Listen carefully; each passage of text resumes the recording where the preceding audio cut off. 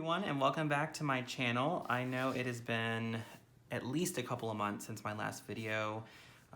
It has been very busy. I started school for my second semester, and it's just been hard. Graduate studies are difficult. So I didn't want to, go into that too much, but I do want to say that I don't plan on it being that long of a break between the videos.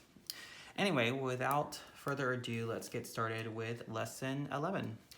So last time we talked about creating varietals, and as you remember, we used our technical flat sketch croquis to expand our ideas based on information from what was trending for this fall season.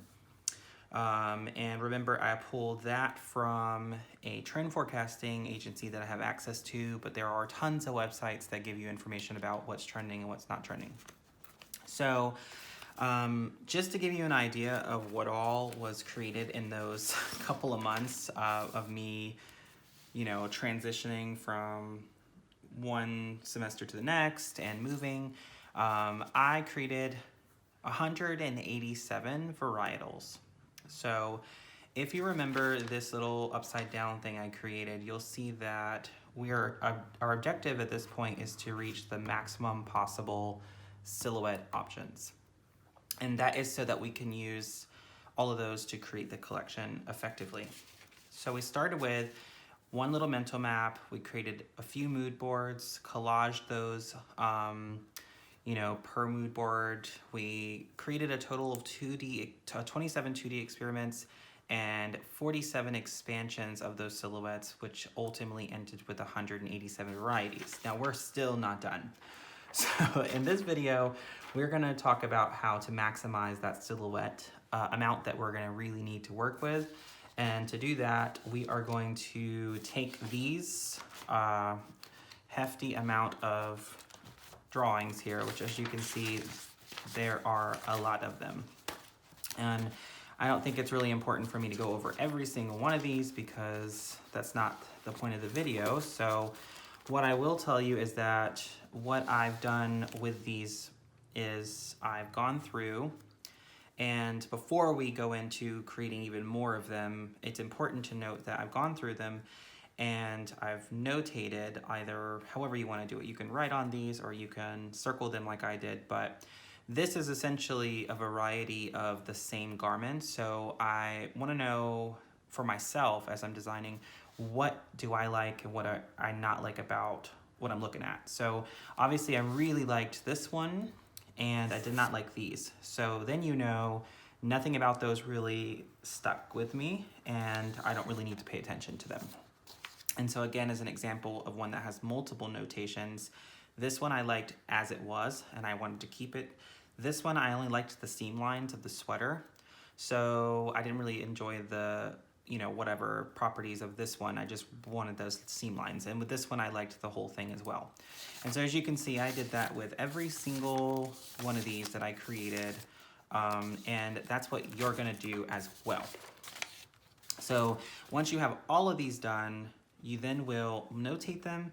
And after you make the notations, you'll then move on. So in order to begin the process of expanding your maximum silhouettes that you could get out of your research, you want to include, this is an optional thing, but I like to include three-dimensional design.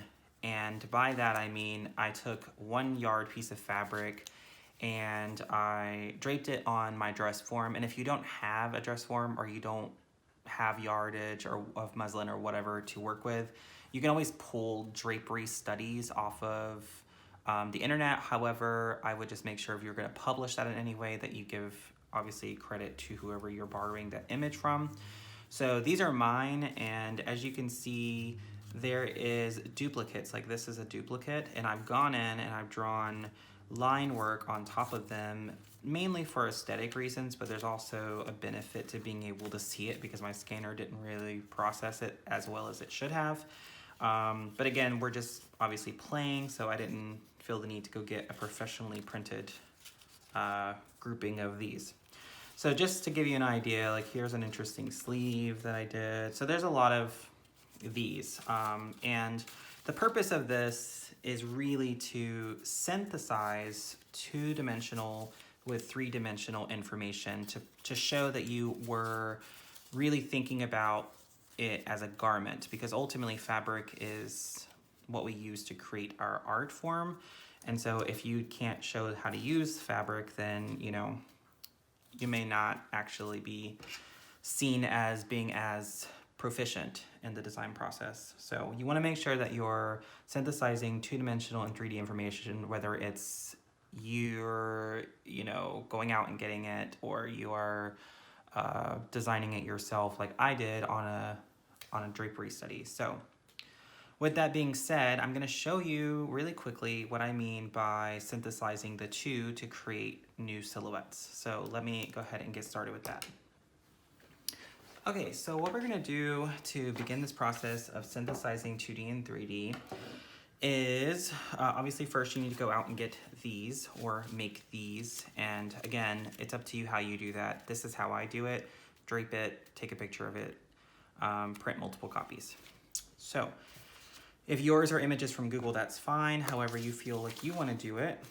And we're just going to take this first one. Now, I don't really care about these because I don't like them. So what I want to do is go ahead and try to keep the original here, and tracing paper or, you know, whatever other line paper, we're just going to redraw this out because, and it can be pretty fast and loose. It doesn't really have to be, you know, anything special. I'm just doing it pretty loosely because remember, we're just trying to get the idea across. So we had this cool looking sleeve with that original squiggle design or whatever it was, and this one too. And so we had this, and then we had this. So there is that sweater, right? So what I mean by synthesizing is literally just taking this right here, which you don't have to cut it out. This is just what I'm gonna do. You're gonna cut this out or somehow copy it. And because we liked this one in particular, we wanna start working on the different types of things we can do with this one.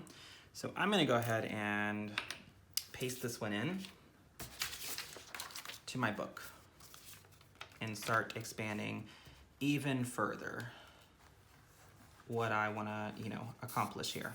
So I'm just gonna take this guy, I'm gonna put him in, and then, you know, you can start exploring what other things might look like if we were to add them. So, for instance, what about this one? We'll take it, and I'll just take the area that I like right here and cut this neck off and paste it on top. So now we've changed the visual representation of what it used to be to what it is now. And our goal is to not, you know, we don't want to ruin the originals. We want to just expand on the things that we already like. And so if I also like something like this skirt piece, perhaps maybe a dress would be cool. So let's take this skirt piece off. And remember, as you're doing these searches for 3D development onto the form, or if you're making them, try to get a variety of things so that you can play with a variety of shapes. You don't want like all necklines or all sleeves because that's not really what we're going for. So if I place this here, obviously, you know, this looks kind of funky because you've got the legs of the mannequin that is not off, you know, center. But if we think about this in terms of a garment now, you know, we can start to add our own sort of things to it. So what if we multiplied this shape? So let's go out and in and out and in. and have the two and make it symmetrical and flowy underneath. So now I've got a completely different shape, right? And now I'm gonna start to think about how I can expand even further. So what about having some sort of underbelt here and more gathers at the bottom? And, you know, so that's ultimately what we're doing. We're just playing with what we have already created and adding in new things and introducing new ideas to play with.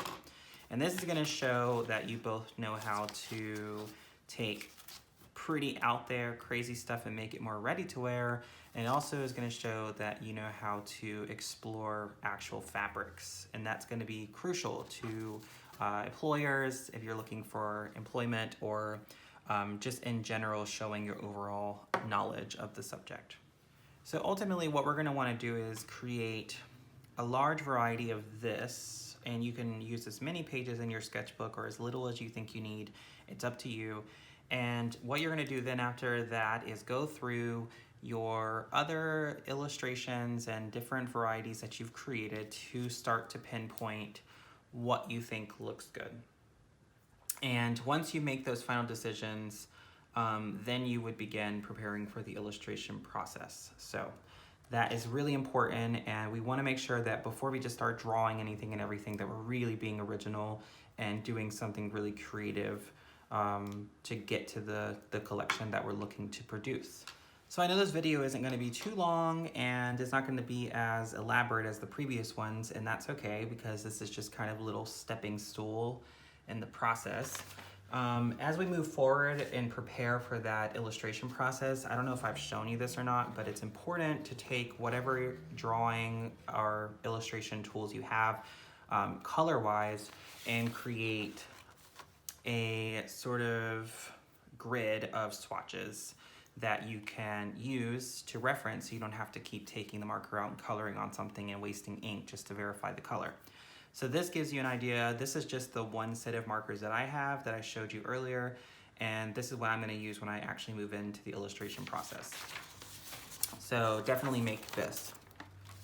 Also, in this process, you may or may not find that you stumble upon new fabrication and fabric swatches or options that you can use. So for example, during the move that I just made, because I actually moved, I was cleaning out some things and found some more different swatches of things that I could use. And this may be more in the practical sense of you getting an email with a company that produce some different types of fabrics that are new to them, and they want to offer them to you as swatches to choose from. So you may get them. And so as an example, I was able to pull a couple of fabrics.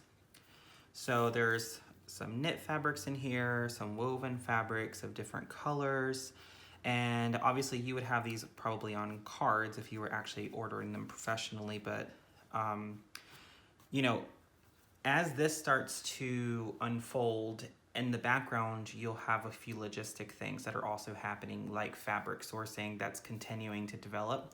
And you will have people reaching out to you, you know, trends will change. So there's nothing finite about your designs, and they should always be able to have changes made to them. So it's really important to keep that in mind as you're designing, because you don't want to, you know, solidify something if things are still in the works. Now, as it gets closer to the time where you should probably start the production on the collection, then obviously you should start making some final decisions. So anyway, that's pretty much all I have for this video. Next time we'll go over the 2D and 3D synthesis that I do. I don't know how many I'm gonna do. I don't know how many I'll use. I'm unsure of that. But as I get them finished, I'll show you. We'll also narrow down some of the key elements from, you know, my synthesis pieces, the varietals that we created, and the originals. If you know, something's missing from what I originally created, we might want to pull some of that back in. We'll also talk about merchandising once we get those final decisions made, and we'll do what I like to do to test the cohesion of it, and that's just, you know, sort of putting it all together and making sure that it looks good. So until then, if you enjoy keeping up with the process, feel free to like this video and subscribe to my YouTube channel, and I will see you guys in the next lesson. Bye.